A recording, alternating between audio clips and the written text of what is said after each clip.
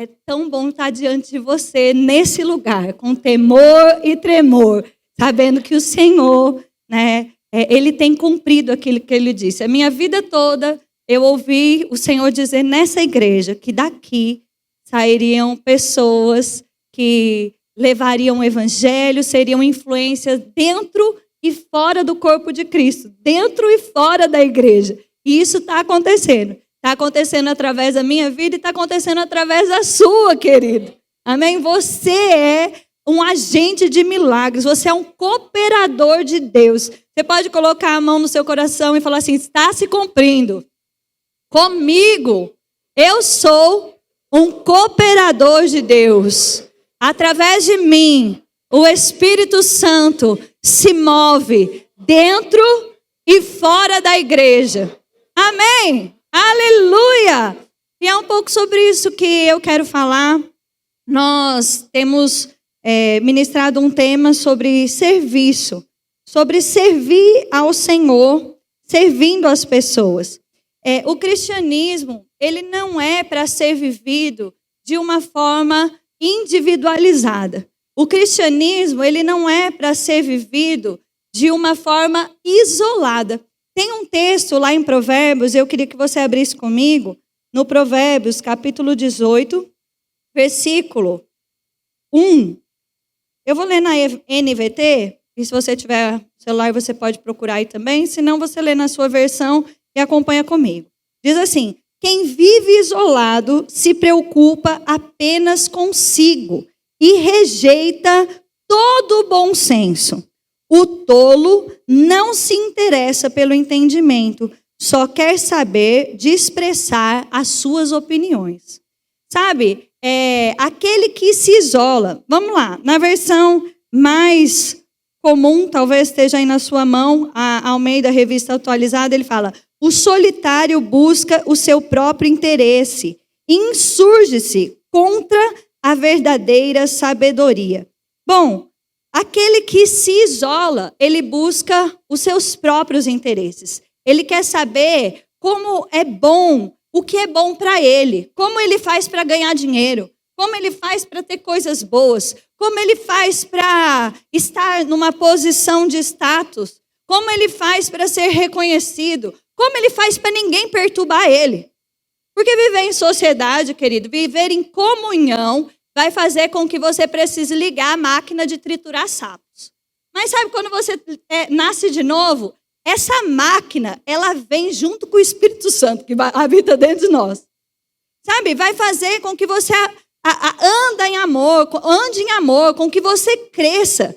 Quem se isola busca os seus próprios interesses, rejeita o verdadeiro conhecimento. E essa versão que eu li, o versículo 2, mostra a galera no Instagram, mostra a galera nas redes sociais, que faz muito isso, não é? O tolo não se interessa pelo entendimento, não quer saber o que é verdade. O que importa é que é verdade para mim. Não é assim que o mundo está vivendo hoje? O que é verdade para mim? E eu só quero expressar as minhas opiniões. Gente, não foi para isso que o Senhor nos chamou. Não foi para isso que nós nascemos de novo. Isso não é cristianismo. O que é, afinal de contas, cristianismo? É o que está lá em Hebreus 10. Vou pedir para você abrir comigo também.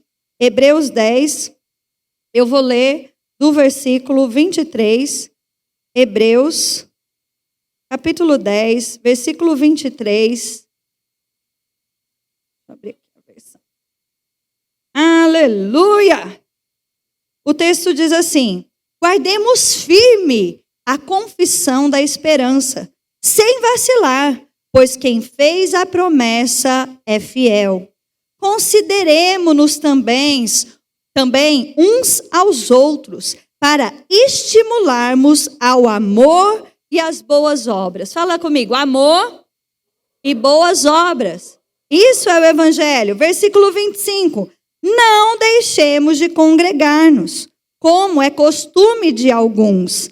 Antes, façamos admoestações, e tanto mais quando vedes que o dia se aproxima.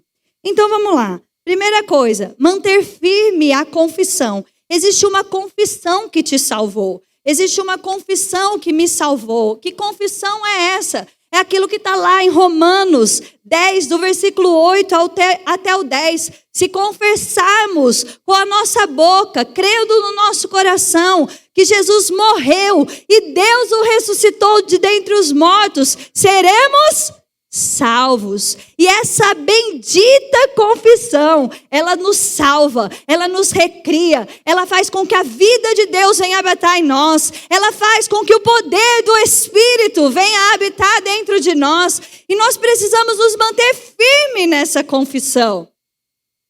Afinal de contas, se nós abandonarmos a nossa confissão, aí ela não faz mais sentido.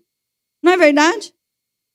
E aí ele fala, mantenha firme a confissão. E ele diz, olha, estimule uns aos outros, considere uns aos outros no amor e nas boas obras. Ou seja, nós precisamos considerar uns aos outros, nós precisamos servir uns aos outros, nós precisamos entender que aquilo que Deus deposita na minha vida, ela é para o outro.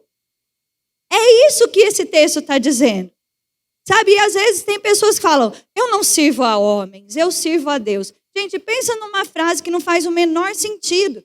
Porque que está escrito lá em 1 João, se nós não amarmos o irmão que nós vemos, como é que nós amaremos o Deus que nós não vemos?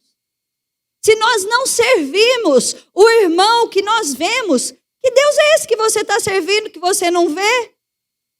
Você serve a Deus, querido, servindo as pessoas.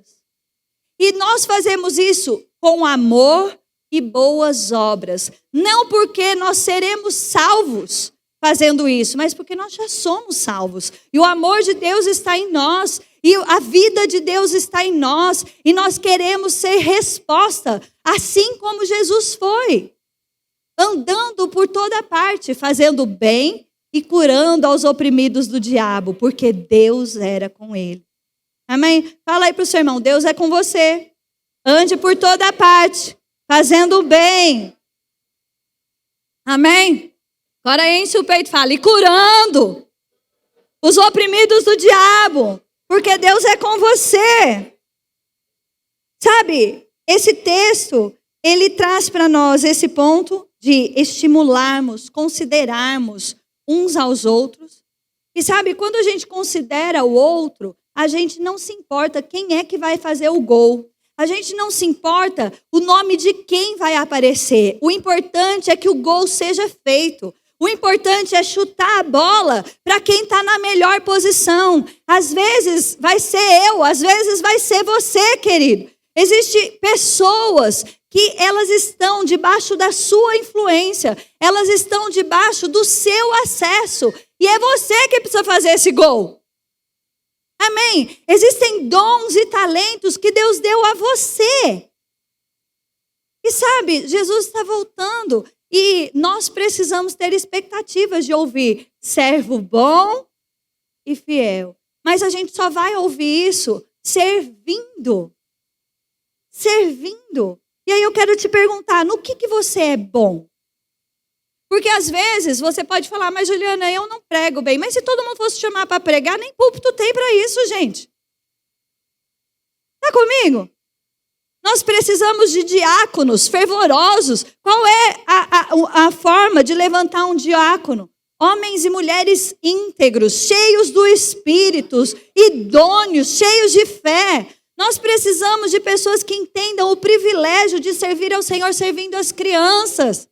Que não deixa que o mundo corrompa elas, mas faça com que elas sejam conduzidas a ter experiência com Deus.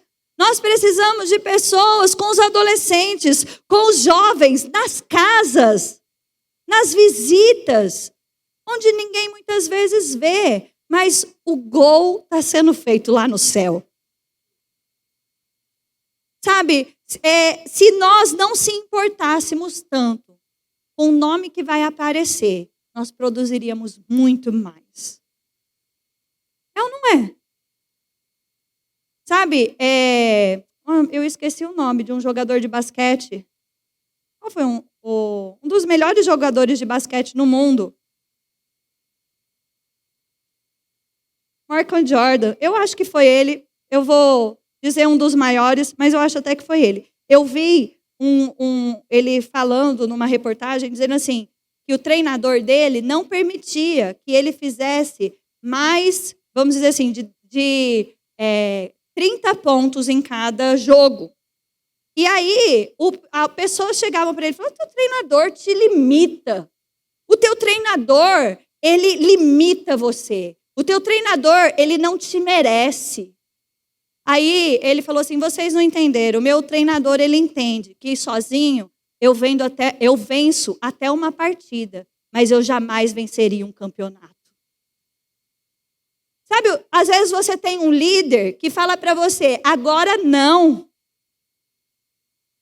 E o diabo vai dizer para você, o seu treinador te limita. Mas sabe, entenda uma coisa, nós estamos não jogando uma partida ou um campeonato terreno, onde nós ganharemos uma medalha ou um troféu simplesmente natural. Mas nós estamos jogando uma partida, querido, onde nosso coração está na expectativa de ouvir servo bom e fiel. E eu vou te dizer o que eu falo para o Samuel, para o meu filho. Eu falo assim, obedecer é com alegria, mesmo quando você faz aquilo que você não entende que você tem que fazer. Mesmo quando você faz aquilo até que você não gostaria de fazer. Ei, bem-vindo à vida adulta. Quantas coisas que você não gosta, você faz no seu dia? Hello! E a vida espiritual é assim também. Vão ter momentos que a gente vai estar fazendo coisas e você fala assim, eu nasci para isso.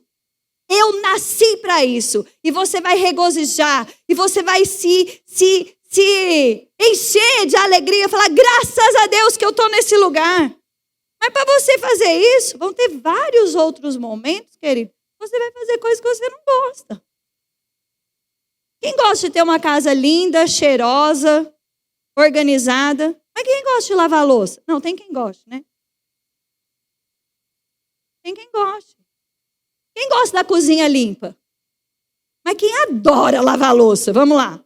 Fala assim, meu prazer é lavar louça. Muito obrigado, que coisa mais linda. No final tu ora por mim. Eu não gosto muito não. Mas tem que lavar. Talvez, mas vamos lá. Tem outras coisas que com certeza eu gosto e não seja tão confortável para você que levantou a mão. Mas o importante é que quando a gente faz o que precisa ser feito, a gente tem resultado. Que o nosso coração espera, mas muito mais do que o nosso coração. O próprio Deus espera de nós. Amém? E a outra parte do versículo, ele diz assim, não deixemos de congregar, como é costume de alguns. Antes, passamos admoestações, tanto mais, quanto vedes que o dia se aproxima. Que dia é esse? O dia do Senhor, querido. E eu digo para você, Jesus está voltando. E é sobre isso que esse texto fala. Olha, não deixa de congregar. Tem gente que fala assim, mas eu assisto pela internet. Você já sabe que não é a mesma coisa. Estar na internet assistindo um culto é uma ferramenta maravilhosa. Que a gente pôde desfrutar dessa ferramenta até com muito mais intensidade naquele período de pandemia. Mas diga aí para o seu irmão, não é a mesma coisa, crente? Existe uma unção disponível quando a gente se reúne. Existe um poder disponível quando a gente se reúne. Existem coisas que acontecem só quando a gente se reúne. E aí ele fala, não deixe de congregar. Isso é costume de alguns, mas não é meu nem é seu. Amém? E aí eu quero aproveitar aqui a deixa e indicar esses 2 livros para eu já não esquecer. Como manter a cabeça no lugar nesse mundo louco. Eu queria motivar você a ler esse texto. Você quer saber um pouco mais do que está acontecendo no mundo antes da vinda de Jesus? Então, leia esse livro. Ele vai te ajudar a entender e se posicionar sobre muitas coisas. E o fim da igreja espectadora. É sobre esse tema que a gente está falando essa noite. Servir ao Senhor, servindo as pessoas, estando consciente do que Deus espera de nós. O dia do Senhor se aproxima, Jesus está voltando. E a nossa vida não é só comer, beber, comprar roupa, dormir e viajar. Se fosse, Paulo mesmo disse, nós seríamos os mais infelizes dos homens. Existe um poder dentro de você. Existe um poder dentro de mim para ser manifesto. Quando? No nosso dia a dia, no nosso serviço ao Senhor, dentro da nossa casa e da nossa família, no nosso serviço ao Senhor, dentro da nossa rotina de trabalho, de estudo, e no nosso serviço ao Senhor dentro da igreja. Dentro da igreja. E eu quero dizer para você, ninguém é verruga de Jesus. Ninguém é. Todos nós temos uma função. Todos nós temos um lugar em Deus. Todos nós somos úteis para o corpo de Cristo. Mas é necessário que a gente se veja como resposta. Fala, Juliana, mas o que eu posso fazer? Eu vou dizer de novo. Sabe, se consagre ao Senhor. Chega na igreja incendiado já do Espírito. Para corresponder ao Espírito. Quando você dá um abraço, quando você dá uma palavra de consolo, de encorajamento. Isso é igreja. Uns encorajando os outros. Um ajudando ao outro. E existem coisas, queridos, que elas só são vistas no serviço. É interessante demais. Sabe, eu quero mostrar isso para você, mas vamos ler primeiro o texto de 1 Coríntios, capítulo 12. Aleluia. Você pode dizer comigo mais uma vez? Eu sou cooperador de Cristo. 1 Coríntios, capítulo 12. Aleluia. Eu vou ler o versículo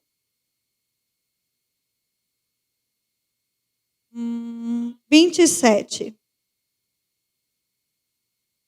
Ora, vós sois corpo de Cristo, individualmente membros desse corpo. Então é como eu falei para vocês, não tem como todo mundo fazer a mesma coisa. Isso não funciona. Não funciona na família, não funciona no trabalho e não funciona na igreja. Cada um precisa se encontrar no corpo de Cristo. E aí o versículo 7 desse mesmo capítulo 12 diz assim: as manifestações do Espírito é concedida a cada um. Fala comigo, a cada um. Não é só o pastor, não é só o mestre, não é só o profeta. Existe dom distribuído a você, querido. O Espírito Santo está dentro de você. Então existe poder disponível, querido. Visando um fim proveitoso. Porque a um é dada mediante o Espírito a palavra da sabedoria. E ao outro, segundo o mesmo Espírito, a palavra do conhecimento. E ao outro, no mesmo Espírito, a fé. E ao outro, no mesmo Espírito, dons de curar. A outro, operações de milagres. A outro, profecia. A outro, discernimento de espírito. A um, variedade de línguas. E a outro, capacidade de interpretá-las. Mas um só é o mesmo Espírito que realiza todas estas coisas, distribuindo-as como lhe apraz a cada um individualmente. Amém? Se você é corpo de Cristo, existe dom, existe poder. Essa palavra dom é carisma, é poder, é presente de Deus. É algo que nós vivemos de forma simples, mas sobrenatural. Amém? Sabe, e como eu estou te dizendo, existem coisas que você vai desfrutar na sua rotina, na rotina dos pequenos grupos, no serviço ao Senhor. Não necessariamente quando todo mundo está vendo. Mas o que te importa? O que te importa? Ser visto ou agradar o Senhor? O que te importa?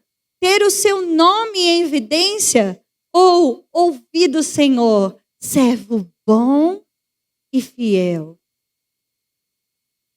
Sabe? E eu digo a você, a gente fala, eu percebo dons de curas, eu percebo na minha vida inspiração, palavra de sabedoria, palavra de conhecimento. Quando eu vou usar isso? Querido, encontra um enfermo e bota a mão sobre ele e veja o poder de Deus em manifestação. Amém? Quando alguém compartilha algo com você, você fala, deixa eu orar por você.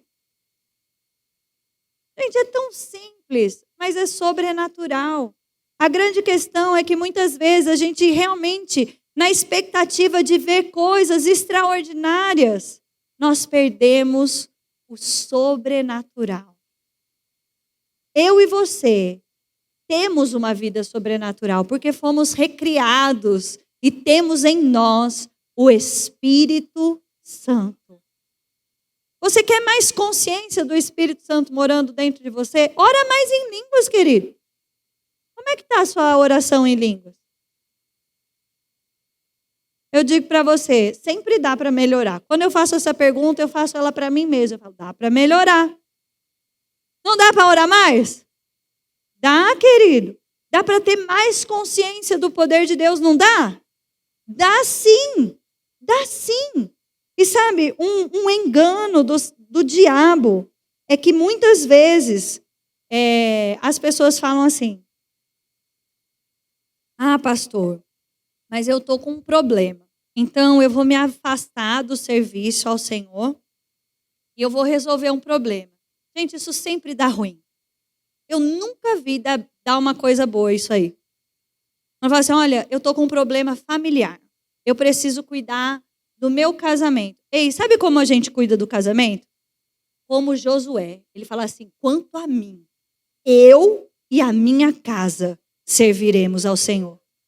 Não é deixando de congregar como é costume de alguns, não, porque isso traz fragilidade na fé. É fazendo o diabo passar raiva. É falar assim, a gente está sob pressão, é aí que a gente vai servir mais. É aí que a gente vai nos cultos. É aí que a gente vai orar em língua. Vamos chegar cedo para fazer o culto pegar fogo. Pastor, conta com a nossa oração. É assim. Faça o diabo passar raiva, querido. E não ele falar, está funcionando. Ei, o diabo não pode roubar a sua salvação. Ele vai tentar te parar. Ele vai tentar te cansar. Ele vai tentar roubar a sua ousadia. Lidar com problema nessa vida, querido, faz parte de nós estarmos aqui. Mas a vitória também faz parte, porque Jesus diz, olha, eu vou falar algo para vocês terem paz. No mundo vocês vão ter aflições, mas tem de bom ânimo. Não é bom ânimo você chegar para o seu líder e falar assim, olha, eu vou me afastar porque eu estou vivendo uma pressão. Eu digo para você, querido, isso nunca foi algo que eu vi funcionar. Nunca vi funcionar. Geralmente, existe mais fragilidade na fé quando alguém se afasta do congregar e do servir. Sabe por quê? Existe algo tão poderoso no servir ao Senhor. Porque existe um poder, querido, que passa por você e ele alcança as pessoas. Mas quando ele passa por você, ele resolve os seus problemas, querido. E a unção de Deus faz com que aquilo que você nem sabia como ia ser resolvido, de repente ela quebra o jugo e coisas de 1000 anos são resolvidas em um dia. É isso que o poder de Deus faz por mim e por você. Coisas que você fala assim, está fora do alcance da minha mão. Mas você continua com seu coração íntegro, fiel e intenso. E sabe o que você vê? Destravar, rompimento, unção, colocando coisas em ordem. Amém? Sabe, eu só consigo me lembrar de Jó. Que desgraça que Jó viveu. Nem eu, nem você viveu nada nem parecido. Por pior que a gente já tenha vivido experiências ruins, a gente não viveu coisa parecida, não. E sabe o que aconteceu? Deus mudou mudou a história de Jó. Quando ele orava. Orar é serviço ao Senhor. Enquanto ele orava pelos seus amigos. Ei, o poder de Deus passando sobre Jó e colocando coisas em ordem na sua vida, mudando a sua história e alcançando os seus amigos. Eu vivi algo assim recentemente. Eu vivi um pós-parto terrível, tive pré-eclâmpsia grave, saí do hospital com diagnóstico de pressão alta, tomando remédio e uma situação muito difícil. Mas eu me lembro que eu estava sentada, minha mãe já tinha voltado, então já tinha passado, minha mãe ficou 40 dias lá comigo, então já tinha passado esse período, mas eu estava lá, tomando remédio de pressão, com dor, várias intercorrências eu tive sobrecarga no sistema linfático, foram tantas coisas que o diabo colocou de obstáculos ali naquele período. E a médica, por várias vezes, ela disse para mim, provavelmente você ficou hipertensa. E eu disse, ok, quando você vai tirar o meu remédio? Eu falava para ela. Ela falou, não, Juliana, provavelmente você ficou hipertensa. Provavelmente você vai tomar esse remédio para o resto da sua vida. Eu não vou mexer no seu remédio. Quando as coisas acalmarem, você vai num cardiologista. Mas sabe, querido, eu estava num culto em casa, porque eu estava debilitada ainda para ir na igreja. Eu estava na cadeira do papai, a nenê no bercinho, no carrinho, deitada do lado da poltrona, e eu assistindo o nosso culto lá da igreja. E o dirigente do culto, ele subiu no final do culto, e ele pegou um pedido de oração. E naquele pedido de oração, ele estava orando, ele ia orar e chamar a igreja para orar, ele ia orar por uma mãe que tinha ido para o hospital com picos de pressão e estava para ganhar o bebê, com risco de pré-eclâmpsia e com a pressão pipocando. E eu sentada naquela cadeira, ele começou a orar juntamente com a igreja, e eu sentada naquela cadeira, eu levantei as minhas mãos, eu falei, Senhor, obrigada por intervenção divina. Eu libero poder sobre essa mãe agora mesmo. A pressão dela entrando em ordem. O sobrenatural alcançando ela. Ela sendo poupada. Livramento sobre ela. Livramento sobre esse bebê. E eu orando intensamente, querido. E nós terminamos a oração. Em nome de Jesus. Amém. E eu peguei e fui me levantar da cadeira. E eu estava sozinha em casa. E eu levantei da cadeira. E me deu aquele mal-estar, aquela sensação ruim, aquele mal-estar. Eu parei, eu me segurei. Aí eu parei e pensei, peraí, isso é mal-estar de pressão baixa. Eu me sentei, eu esperei aquele mal-estar passar, levantei de novo, peguei o aparelhinho de pressão, fui aferir a minha pressão tinha abaixado, querido. E sabe quando voltou? Subir? Nunca mais! Eu falei com a minha médica, eu aferi a pressão de 3 em 3 horas, eu estava lá medindo a pressão. E aí eu falei, eu passei mal, minha pressão baixou. Tá assim, ela falou, Juliana, continue medindo. Aí passou um dia, 2, ela é melhor a gente tirar o remédio, porque isso vai te fazer mal, sua pressão está normal. Sabe, querido, existe um poder que passa por você e ele alcança a sua vida e ele alcança as pessoas. Então é um engano de Satanás, quando ele diz, você tem uma limitação, você está passando por uma enfermidade, não ore. Eu digo para você, aí que você ora mesmo, aí é que você ora mesmo, porque o poder que passa por você, querido, ele te alcança e ele flui através de você. Faz sentido o que eu estou falando para você? É por isso que a gente não pode entrar nesse engano de parar de servir ao Senhor, parar de congregar, parar de estar disponível. O que é, afinal de contas, servir ao Senhor? Esteja disponível, querido. Esteja disponível. Mas esteja disponível de verdade. Não seja aquele tipo de pessoa que bate no ombro do pastor, do seu líder e fala assim, conta comigo. E quando o líder olha para o lado e fala, cadê a criatura? Porque tem um monte de gente assim. Mas não sou eu e você, esse tipo de pessoa. Esse tipo de pessoa não vai provar dessa porção do sobrenatural. Por quê? Porque não é fiel. E a Bíblia diz, quando é fiel no pouco, é colocado sobre o muito. E isso não está falando só de destaque. Isso está falando de acesso. Está comigo? E aí eu digo para você, onde é que você pode servir? Talvez você tenha realmente, fala assim, nossa, Juliana, nesse momento eu estou vivendo uma intensidade no trabalho e a única forma que eu consigo servir ao Senhor é sendo generoso. A Bíblia fala de pessoas que foram generosas com o ministério de Jesus, que serviram ao Senhor sendo generoso. E eu oro para que tenha muitos aqui assim. Mas eu digo para você, talvez você fale assim, Juliana, a única coisa que eu consigo fazer é abrir a minha casa. É receber pessoas para fazer um culto na minha casa. A única coisa, isso é sobrenatural, querido. A única coisa que eu consigo fazer é orar. Querido, existe um poder disponível na oração. Sabe, a gente precisa parar de menosprezar o que a gente tem. E também não deixar ninguém menosprezar, não. Sabe, você se lembra dos 5 pães e 2 peixinhos? Os discípulos a princípio falaram, Jesus, só tem 5 pães e 2 peixinhos. Eu fico pensando naquele menininho, que ele foi o único que se preparou. Foi a única mãe que falou, leve seu lanchinho, que pode ficar tarde o negócio. Mas sabe, ele decidiu não olhar, falar assim, mas como assim? É uma multidão. Eu vou pegar o meu lanchinho, é só 5 pães e 2 peixinhos. Ei, querido, com 5 pães e 2 peixinhos, uma multidão pode ser alimentada.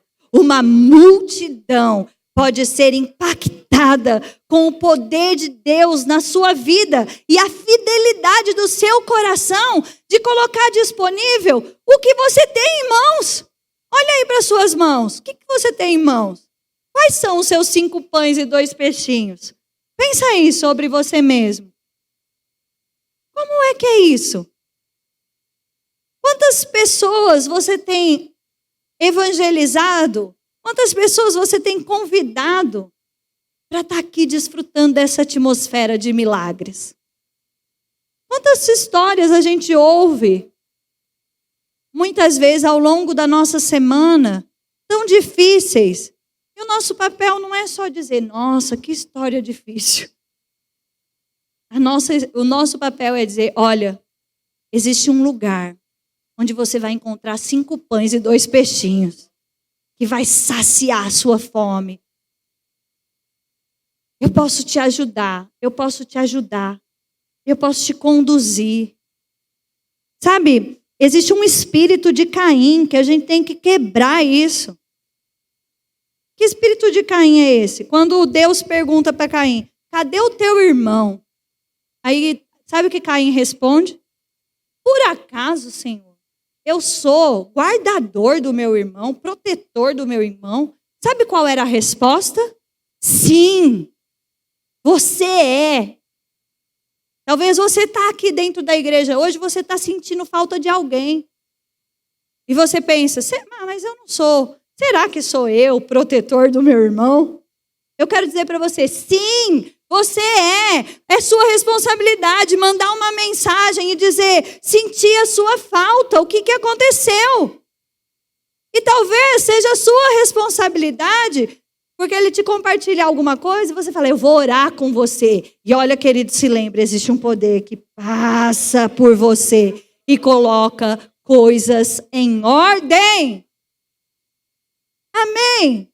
Você está pronto para ser resposta?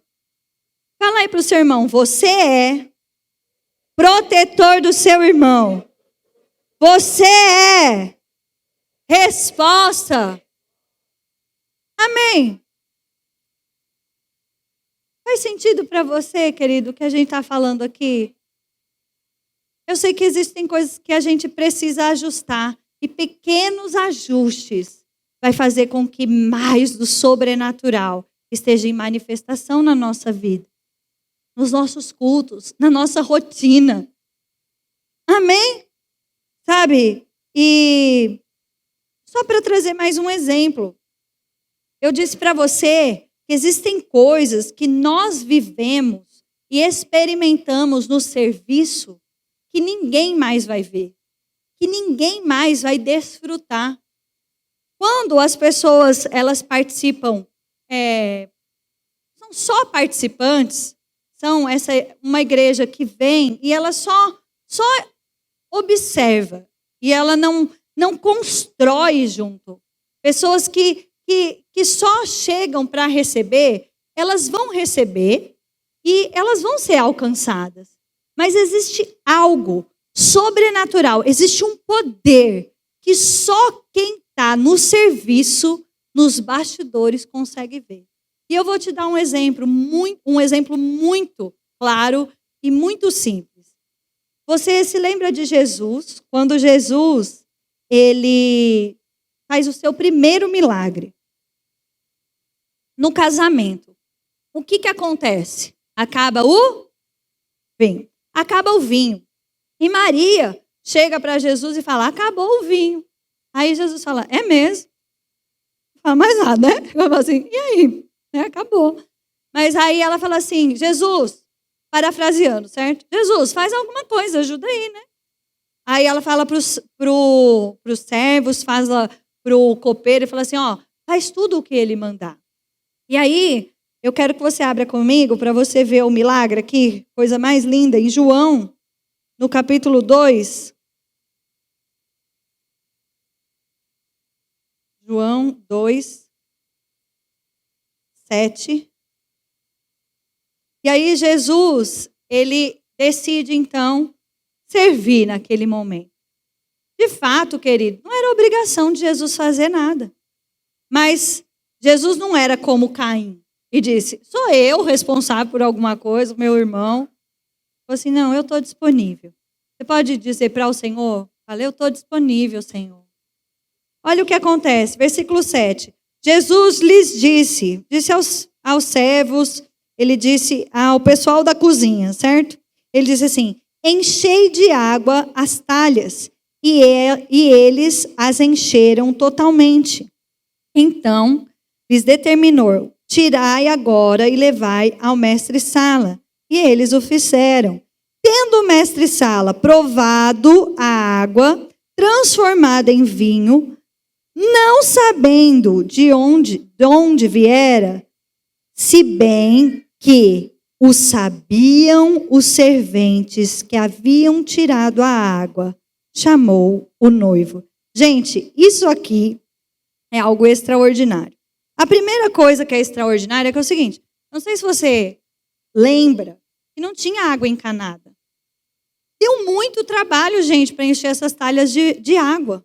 Era como se fosse caixas d'água. Vamos pensar lá, pelo menos de 30 litros. 1.000 litros, né? Pensa aí num negócio de 1.000 litros para se encher. E fala no plural, talhas. Então vamos lá. Imagina essa galera, os servos, indo buscar água. Vamos pensar, num balde, num depósito, num cântaro. E eles indo buscar lá, pondo na cabeça, nos braços, o pessoal enchendo. E fazendo isso. Por quanto tempo? Não sei. Porque deu trabalho, deu muito trabalho.